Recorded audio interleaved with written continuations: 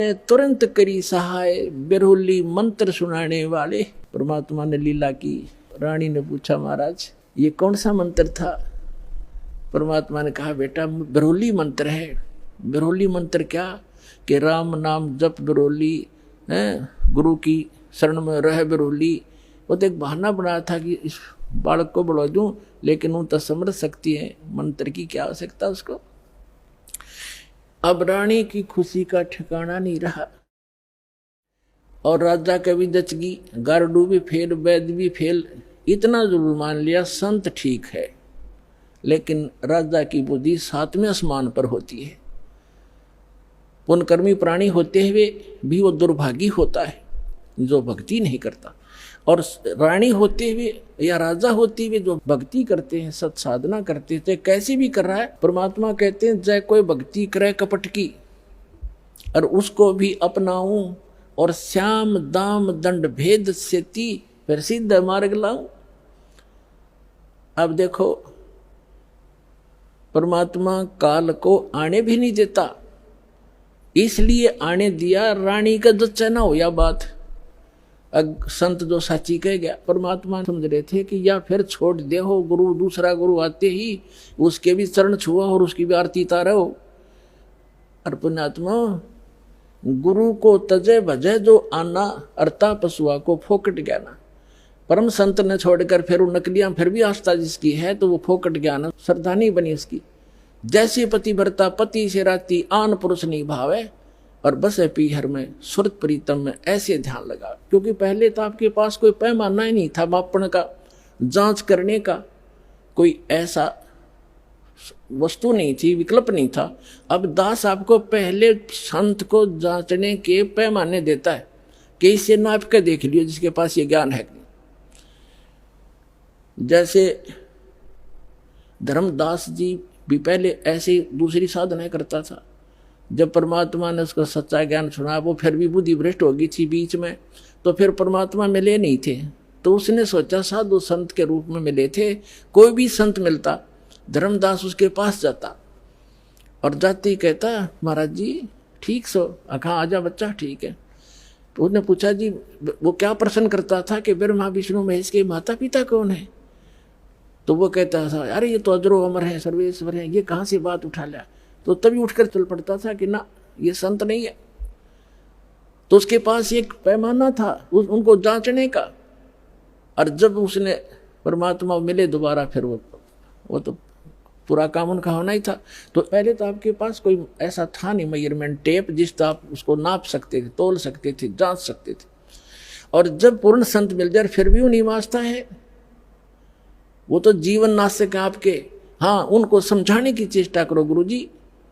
पहले जो गुरुजी थे कि भक्त महाराज जी आदर से बोलो, आप गलत दिशा पर जा रहे हो, इन प्रश्नों का उत्तर या तो आप दो, और नहीं ताजा मेरे साथ अपना नाम लो, कल्याण कराओ। इतना यारी है उनके साथ, उससे आगे दोस्ती मत रखना। परमात्मा इस काल को नहीं आने देते किसी रूप में, उस घर में झांक भी नहीं सकता काल। तो दाता ने इसलिए छोड़ा था कि अपना कर लेगा काम। इस बेटी का भी यकीन हो जाएगा, नया जीवन फिर नाश कर देगी, बीच में डूब देगी सारी कहानी ने। तो उसके बाद ऐसा दृढ़ विश्वास हुआ उस लड़की के, और परमात्मा बिना कुछ भी दिखाई नहीं दे। ना वो राजा मना करे फिर, इसका तो जीवन दान मिल गया मेरी रानी का इस संत से। परमात्मा आते जाते रहे घर पे, ज्ञान सुनाते, भोजन करके उसको उद्धार करते, उसका धर्म बनवाते। तो एक दिन रानी ने कहा कि महाराज मेरे पति को भी समझा दो। अच्छा बेटा बुला ले उसको। राजा बुला लिया।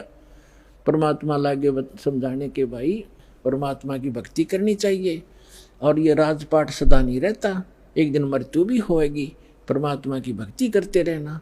तो राजा क्या कहता है, महाराज जी देखो मैंने तो पार्टी अटेंड करनी पड़ती है, क्यों गुटी छुट्टी लानी पड़ती है, और मेरे पास समय नहीं है। लेकिन मैं आपकी चेली न मना नहीं करता, कितना या दान करो और कितना सत्संग करवा लो, मेरे बस की बात नहीं है भक्ति भक्ति करना। परमात्मा ने समझा देखो राज भी करो भक्ति भी करो। भक्ति में क्या लगता है, आप पार्टियों में जाते हो, शराब मत पियो। वैसे तो साधु संत हो जाएंगे, पार्टी सुहावें को नहीं आपने, फिर भी किसी कारणवश जाना पड़ जाता है तो वहाँ काजू खाओ, किशमिश खा लो, वही बादाम खा लो और सेब संतरे खा लो। ये शराब अड़ंगा क्यों पियो? तो बहुत समझा अग्नि महाराज जी, मेरे बस की बात नहीं, फिर देखूंगा। कुछ दिन के बाद परमात्मा ने फिर प्रार्थना करी, बार बार रह कर समझाया, मान्या नहीं। लास्ट में ये कह दिया कि महाराज जी देख, मुझे ना कहा करो आप, और आपकी चेली ने मैं मना नहीं करता, तो सारे खजाने लुटा दे और मैं कति बाधक नहीं बनता इसके बीच, मेरे बस की बात नहीं। तो परमात्मा कहते कबीर पिछले पाप से हरि चर्चा ना सुहावे, और कह ऊँगे कह उठ चले ना और बात चलावे। तुलसी पिछले पाप ते हरि चर्चा ना भावे, जैसे जबर के बेग ते भाई भूख पैदा हो जा। तो जिसके पाप गणे बढ़ जाते हैं उन्हें राम नाम की वो मनुखा दाख भी कड़वी लगती है। जैसे जबरग्रस्त रोगी को मनुखा दाख, सेब संतरे, रोटी भी कड़वी लगती है, वो मीठी वस्तु भी उसको कड़वी महसूस होती है। बुखार ने उसके शरीर की व्यवस्था इतनी बिगाड़ दी। इसी प्रकार पाप कर्मों से ग्रस्त प्राणी इस परमात्मा की मनुखा दाख सेब को खा नहीं सकता।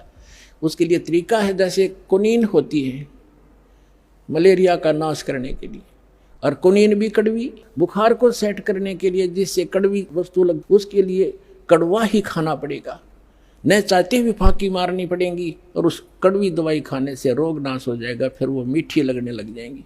इसी प्रकार ये सत साधना भगवान की कथा ना चाहते हुए सुनते रहना चाहिए, फिर वो रोग नाश हो जाएगा। कुछ पाप ऐसे होते हैं जो परमात्मा के सच्ची ज्ञान के सच्चे वचन से, परम संत के वचन से, मुख से बोले हुए वचन से वो शीघ्र नाश हो जाते हैं, और फिर वो भूख जागृत हो जाती है भगवान की कथा की। ऐसे बहुत से व्यक्ति हैं, शुरू शुरू में वो सुनते भी नहीं थे, अब आज 500 किलोमीटर से चलकर और 10वें दिन यहाँ आ जाते। अब उनका पाप कर्म का बुखार उतर गया। अब परमात्मा ने कहा था कि बेटी आज तू 40 वर्ष की थी जब तेरी डेथ होनी थी। उसने कहा जी हाँ बिल्कुल ठीक 40 वर्ष की थी जिस दिन मेरे को सांप लड़ा, सर्प सांप। और अब मैं चाहूँगा जब मरेगी तू, काल नहीं मार सकता तुझे। अब वो रानी होगी 80-82 वर्ष की। वो 1-2 बार उसने खुद भी कहा महाराज अब मुझे तो भेज दो सतलोक, सारा काम हो लिया। परमात्मा बोले बेटी देख ले, कोई पोता पोती में आस्था तो नहीं है तेरी, कार कोठी में, घोड़े कोठी में दैया आस्था रहेगी ना ऊपर, यहाँ तो तू फॉर्मलिटी करेगी, और ऊपर जाकर तो कति तेरी बार दिखाई देगी शीशे की तरह, फिर वो वापस पटकनी पड़ेगी। मैंने अगना जी आप तो अंतर्यामी हो, मेरे कोई मन में नहीं है, मैं तो कति फारिग हो रही हूँ, अपने ज्ञान ऐसा दे दिया, मृत्यु तो होनी ही है, चलते हाथ पाँव हो जाओ और अच्छा है। तो जब वो 80-82 वर्ष की होगी तो परमात्मा ने कहा कि ले चल इंद्रमती सतलोक चलते। चलो जी, अब परमात्मा के लिए आए थे और किसी को नहीं दिखाई दे रहे थे, और इंदुमती को दिख रहे थे, वो चलेगी। औरों के देखने लगे रानी मरगी क्या हो गया, पेरानी हार्ट फेल हो गया, कुछ भी कहते रहो, वह गई अपन उसको पता भी नहीं तो मरी है। तो मान सरोवर है ऊपर एक, यहाँ पर मान सरोवर है, उस मान सरोवर पर जाकर कुछ दिन के लिए इस जीव को वहाँ रखा जाता है। वहाँ रखने के बाद फिर इसकी भावना देखी जाती है ये अभी कितनी और कमज़ोर है। तो वहाँ जब मान सरोवर पर जा लिए उसमें स्नान कराया जाता है, कुछ आवरण जो गंध है हमारे आत्मा के मैल वहाँ परमात्मा के मंत्रित जल से भी ठीक होते हैं। तो बाहर आकर बैठगी रानी स्नान करके, और परमात्मा ने पूछा बेटा अब फिर देख ले कोई आस्था तेरे नीचे के लोक में तो नहीं किसी की, तेरी संपत्ति में। तो उसके मन में एक बात खटकेगी कि हे महाराज आपके ज्ञान से मुझे तो बहुत कुछ जानकारी होगी, लेकिन संसार की दृष्टि में जो मेरा पति है, अब तो मुझे अपने ओरिजिनल पति का पता लग गया, परम अक्षर ब्रह्म वो हमारा पति है। लेकिन शरीर का जो पति है वो बहुत बड़ी आदमी था, लेकिन उसकी नालायकी है मालिक, उसने भजन नहीं किया। लेकिन आज जो मुझे उपलब्धि हुई है उसमें उसका बहुत बड़ा सहयोग है मेरे पति का। उसने मुझे मना नहीं किया, यदि वो मुझे मना करता तो पत्नी तो अपने पति के विवश होती हैं, वो आपको भी प्रवेश नहीं करने देता समर्थ था, और मुझे भी भक्ति से वंचित करा देता। उस देवता ने कोई बाधा नहीं करी। यदि उसका कोई क्रेडिट बना हो इस काम का तो मेरी प्रार्थना है भगवान उसको भी शरण में लेना। पुण्यात्मा परमात्मा जान गए कि यह भी कमजोरी है, जैसे कल बताया था, एक वृद्ध व्यक्ति डॉक्टर के पास चला गया, कमजोर सा होता ही है वृद्ध, मांस खत्म, अस्थि पंजर शेष। डॉक्टर से कहने लगा, डॉक्टर जी मेरी पिंडी भड़के हैं, पिंडियों में दर्द होता है, पिंडलियों में। डॉक्टर ने देख लिया, अब दूर रहते हैं, कमजोर वीकनेस के कारण है कि कमजोरी है बाबा। फिर कहने लगा, जी मेरी सांथल भी दर्द करती है। डॉक्टर बोला, कमजोरी है बाबा। मेरे सिर में दर्द रहता है डॉक्टर जी। डॉक्टर बोला, जी कमजोरी है। फिर बोला, मैं खड़ा होता हूँ चक्कर सा आता है। डॉक्टर बोला, कमजोरी है। वो वृद्ध गुस्सा हो गया, ने बोला, तू डॉक्टर है गम चक्कर, एक के बाद जाना है कमजोरी कमजोरी, कुछ और भी बतावेगा। तो डॉक्टर बोला, यह भी कमजोरी है, क्योंकि कमजोर आदमी ने गुस्सा आया करे, ये भी ड्यू टू कमजोरी है, वीकनेस है। तो पुण्यात्मा परमात्मा जानेंगे, अज्ञा भी कमजोरी है जो या बोल रही है, आज उसके प्रति इसका लगाव शेष है या आप भी डूबेगी।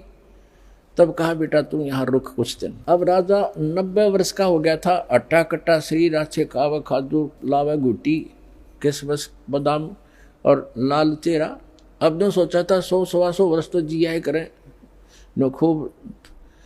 अब राजा आया, चौक में आया बाहर से घूम के, 90 वर्ष की उम्र होगी थी, और आते ही नीचे उतरा घोड़े से, नौकर आसपास खड़े, अंगरक्षक साथ से बाहर से आए थे, और पलंग तक भी नहीं पहुंचा, गद गिरा और टट्टी पेशाब निकल गई, यम के दूत खड़े दिखाई दे, जबान बंद होगी, उसका टाइम आ गया, सेकंड भी नहीं दे, एक सांस भी नहीं दे काल तो, और खिंच खिंच कर सांस लग गया, टट्टी पेशाब निकल गई, नू आँखें फट गई। वैद्य बुद्धों ने अपनी सारी जंतर मंतर कर लिए, सारी दवाई दे दी, फिर वो समझ गए कि अब इसका अंत समय है। तब परमात्मा ने कहा कि देख बेटी उस अफलातून की क्या हालत हो रही है, देखो यम के दूत खड़े चारों तरफ और उसको कैसे डरा रहे हैं, उसकी जुबान बंद कर रखी है उन्होंने, अब ये बोल नहीं पा रहा, और धरती तोलता फिरे था, कहे कि नहीं मानने था। तब रानी बोली, देख लो जी मैं क्या बताऊँ आपने, उसने मेरी मदद बहुत कर रखी है। परमात्मा समझ गए कहाँ या के कहना चाहो है। तो कहने लगा, बेटी मैं जाता हूँ। तो परमात्मा आकर प्रकट हो गए वहाँ उनके चौक में। कबीर साहब के आते ही यम के दूत ने गए, एकदम गायब हो गए, राजा होश में आ गया, और उसने सामने परमात्मा खड़े दिखाई दिए, चरणों में पड़ गए, और वो यम के दूत आकाश में दिखे, वो नो देखकर कभी भगवान की तरफ देखे। परमात्मा बोले, भाई आज तेरा एंड आ गया था चंद्र विजय, तेरा सांस शेष नहीं था। ने बोला, जी सही बात है। तो परमात्मा बोले, अब क्या चाहिए तुझे? अगजी मैंने भक्ति दे दो, भक्ति दे दो, भक्ति करूँगा। तो अपने आत्मा अब आँख खुल आदमी की जब पक्की यकीन हो जाए कहाँ टिकट कटेगी, तब भगवान दिखाई देता है। कहते हैं, दुख में सुमन सब करे, सुख में करे ना कोई, और जय सुख में सुमन कर ले दुख क्यों होए। तो परमात्मा बोले, 2 साल दूंगा तेरे को, और 2 वर्ष में जो भक्ति कर लेगा तो ठीक से, ना तो फिर तेरी बिरान मिट्टी हो जाएगी। दे के बच्चों ने राजपाठ और बैठ गया माड़ा लेके। 2 साल के अंदर सारी कसर काट ली। कहते हैं, जीवन तो थोड़ा ही बला जब सत सुमरण हो, और लाख वर्ष का जीवना लेख रहनी को। तो इस प्रकार उन दोनों प्राणियों का मोक्ष किया उस कबीर भगवान ने। बोलो सतगुरुदेव की।